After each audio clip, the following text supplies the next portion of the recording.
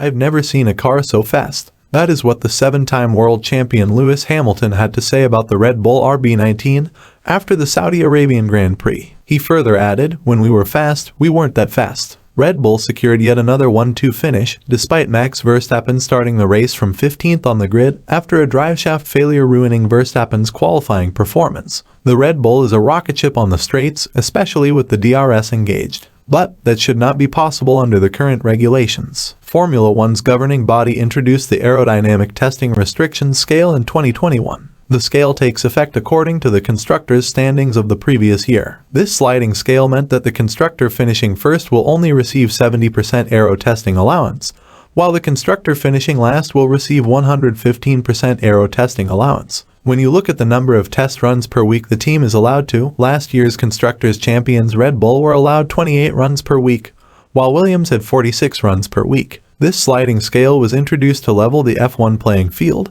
by allowing top teams less time in aero testing, which is a crucial element in finding performance gains. But Red Bull also was hit by a penalty for breaching the budget cap in 2021. The team had to pay a $7 million fine and was hit with a 10% reduced aero testing allowance. This meant that Red Bull only were allowed a compound of 63% aero testing, which converts to about 20 runs per week. When compared to Ferrari and Mercedes, Red Bull have more than 10 and 15% less aero testing time with respect to its rivals. Yet, the RB19 is able to just breeze past both Ferrari and Mercedes cars on track. Verstappen clocked the fastest speed on the main straight at Jeddah with 342.7 km per hour. That is 16.6 km per hour faster than what Lewis Hamilton was able to do. After the Saudi Arabian Grand Prix, Hamilton told media that the speed difference was massive, that there was no use of putting up a defense against Verstappen's RB19. "I have definitely never seen a car so fast," the Mercedes man declared. "When we were fast, we were not that fast. It is the fastest car I have seen, especially compared to the rest.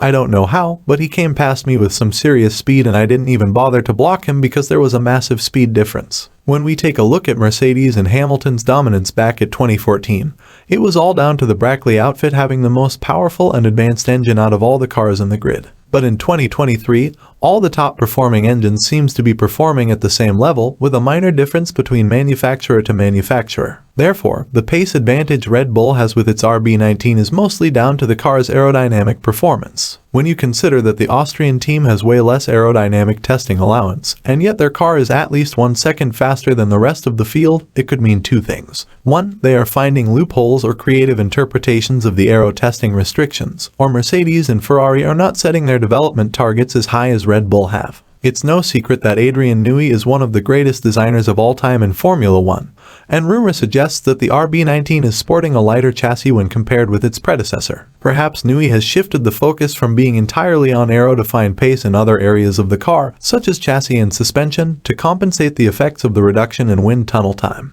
Damon Hill confirmed this in the F1 Nation podcast. Hill said, "I learned that actually, Adrian spent more time on suspension of this car than he did on the aerodynamics. And that points a little bit towards where the time comes from these days with these cars, these big heavy cars, and the way the aerodynamics work, that the weight of the car becomes an issue in slow corners. When you look at the failings of Ferrari and Mercedes, it's totally different stories within both teams. It is believed that the change of team principle within Ferrari has held up the team's development progress. According to reports, things have not been done efficiently back at Maranello. Ferrari have tried and effectively reduced the drag of the SF23 to match Red Bull on the straights with better straight-line speed. But by doing so, the team has seemingly lost a lot of downforce in the process. Mercedes, on the other hand, they sticked with the W13's aerodynamic concept, and the team now has openly accepted that the concept is the team's biggest problem. Their engine is doing wonders for Aston Martin. The team is now being spearheaded by the former Red Bull head of aerodynamics Dan Fallows,